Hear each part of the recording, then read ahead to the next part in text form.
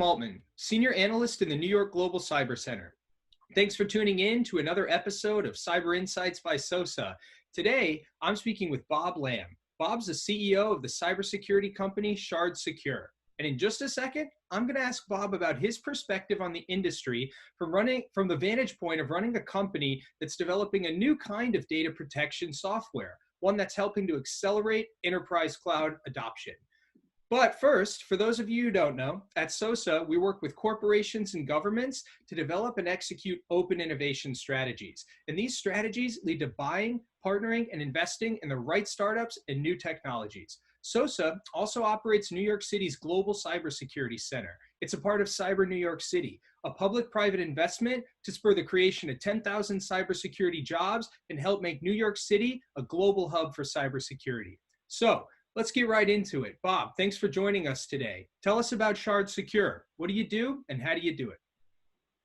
Good. Hey, William, good to see you today, and thank you for this opportunity. I'm very happy for this opportunity to be speaking to you and your audience. And I mean, I think we all know today is March 25th, 2020. So we are, both you and I, in New York City. We are dealing with this very dangerous coronavirus, and we both working from home. So I'm dialing in today from my home office. So hope everybody is doing fine and staying healthy. So ShardSecure. So I'm the founder and CEO for the company. We incorporated the company in January 2019. So it's a pretty new company. That said, we're very excited about what is ahead in front of us. We have a very experienced team. And as you mentioned, we do data protection. Particularly, we would secure the data, sensitive data in the cloud, although we do have some early adopters actually looking to use us for sensitive data on-premise as well. So how do we secure the data in the cloud or on-premise? Really, when you look at in the today environments, most companies are using encryption, which is fine. The way we do it is we have something called microsharding for data protection.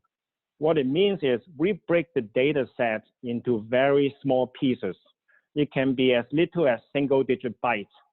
For example, your social security number is 9 digits, meaning it's 9 bytes. We could break it into 3 bytes, 4 bytes. By the way, we could also add a little bit of poison data, totally unrelated to those number and digits. And we would, let's say 4 bytes of microshards, and then we would disperse and send those microshards to different places at your choosing. You could decide to keep some of them on premise. You could decide to move to different cloud providers. We support the big 4 cloud providers, Amazon, Azure, GCP, IBM, and also actually pretty soon Oracle as well. So you decide where to put those sensitive data.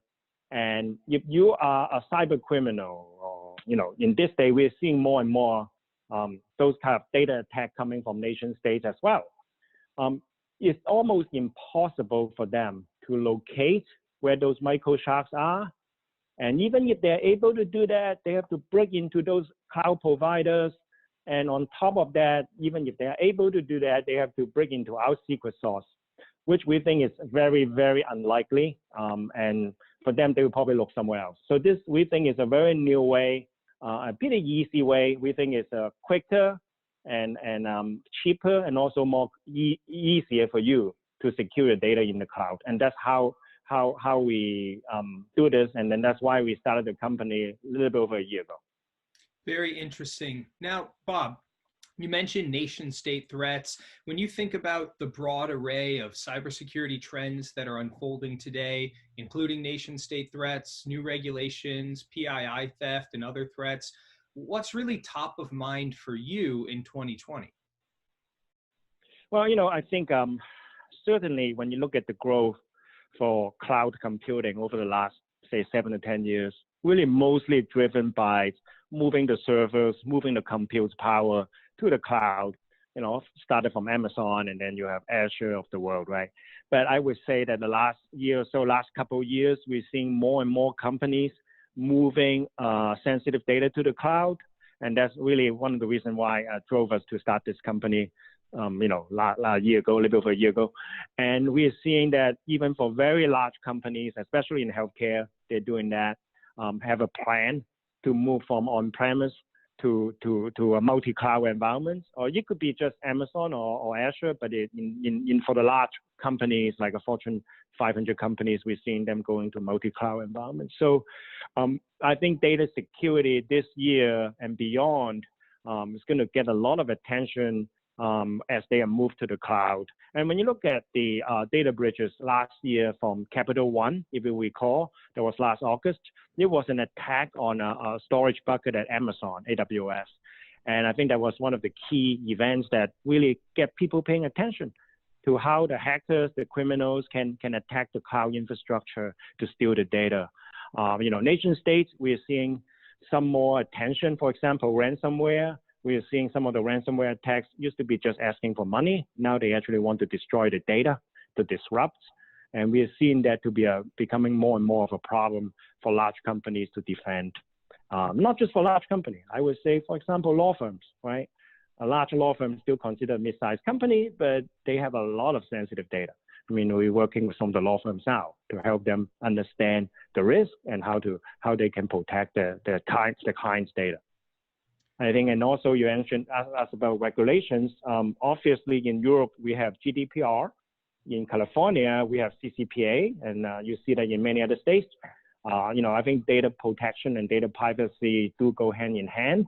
I think in addition to encryption, which works pretty well in most cases, especially when you're keeping your data on premises, but when you move to the cloud, you should keep your encryption in some cases, but you also need to look at other new innovative technologies like this to secure the data in the cloud, especially you want to do it faster and quicker and cheaper. Certainly.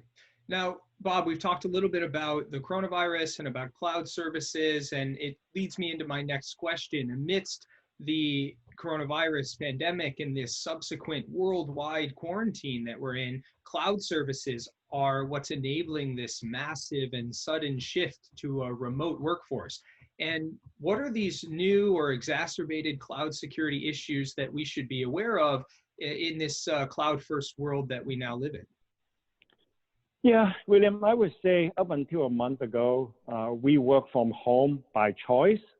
We don't always work from home 100%. I mean, people like yourself and you and your colleagues and myself and my colleagues, we work from the office. We also work from home. It's a mix, and we typically pretty experienced work from home employees or workers, and we know how to protect. Hopefully in many cases, we know how to protect the data and the laptop. At least the security software is updated, hopefully. But when you look at what happens over the last 3 to 4 weeks, we are doing it. Many people are doing it not by choice. They're being forced into working from home, and many of them are using their own personal computers, whether it's a laptop or mobile devices, something like that, and they're not owned by the employers.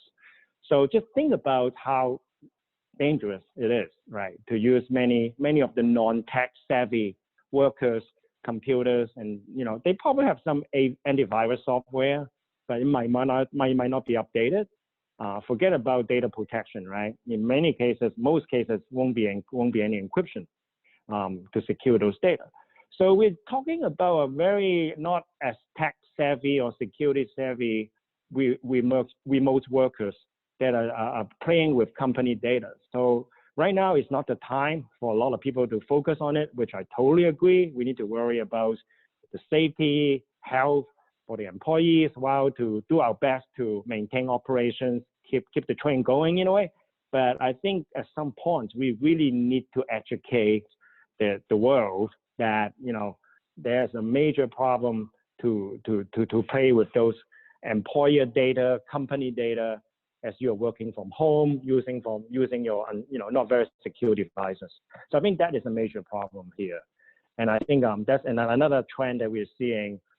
We actually launching our product. We're going GA next month, and we think we're going to try to help do our part as I launch our product to help a lot of companies that might not be able to afford or have the knowledge to secure the data. That we want to play a part in that, and stay tuned on that one. Great, that's good to hear. Now let's take a little bit of a trip into the future. We've been hearing for a while now that the invention of a true quantum computer could threaten all modern forms of cryptography.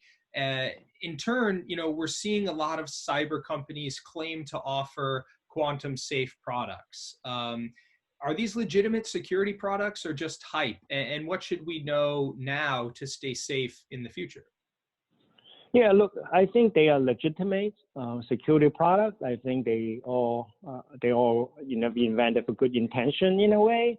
I think a couple of things is, are they adding more complexity to the security architecture? My argument is yes. They basically layer new encryption on top of existing encryption. You might have heard of like homomorphic encryption. It works. It might not scale, but it works in a very limited deployment in a way. So I think it does add some complexity. But I think the bigger question is, where is there a market for it today? I think you can argue, or I can argue, microsharding is some type of quantum safe technology because we actually are not dependent on encryption to secure the data. But I can assure you that we certainly did not start a company to tackle that problem, because I think we are, in terms of commercial use for quantum computers, probably at least 7 years away. If I have to make a guess, probably 10, 15 years. Sure. But one thing to remember is you're securing your data, you're securing your social security number, not just for the next 2 to 3 years. You're doing that, you and I have hopefully many more years ahead of us, and we're securing for the next 3-4 decades, right? So I think that's something to think about, right? So how do you deal with a situation like this is to have a plan as your customers, if your end users have a path to really move to like a quantum safe environment, and in case that revolution happens quicker than expected, then at least you have a solution for this. The way our solution works is we are compatible with existing encryption and also the next generation homomorphic encryption as well. So we actually, some of our customers, early adopters, are using both encryption and microsharding. So we actually could provide a path for you to move or to migrate to the quantum safe world in a way in the future. Great. Well said, Bob. Now, we're coming up on our time here. Are there any concluding remarks or anything you'd like to add before we hang up? No, I think one thing, William, is I think whether you're on-premise, just like most enterprises up until the last few years, or in the cloud, human error is a major problem to cause security risk. When you look at the attack on Capital One last year and most other cloud-related data breaches is related to misconfigurations in the cloud buckets. So I think, whatever solutions customers use, they have to figure out a way to mitigate that risk for cloud misconfigurations. So I think that's something to be thinking about as our customers look for the next generation type of data protection technology. And data is king, right? Really, that's extremely important to protect the data in the cloud as you move the data from on premises. That will be my concluding remarks for you. I totally agree. Well, this has been another episode of Cyber Insights by SOSA. Thanks to Bob for joining us today. I'm William Altman, signing off from the Global Cyber Center here in Manhattan. See you next time. And as always, stay secure.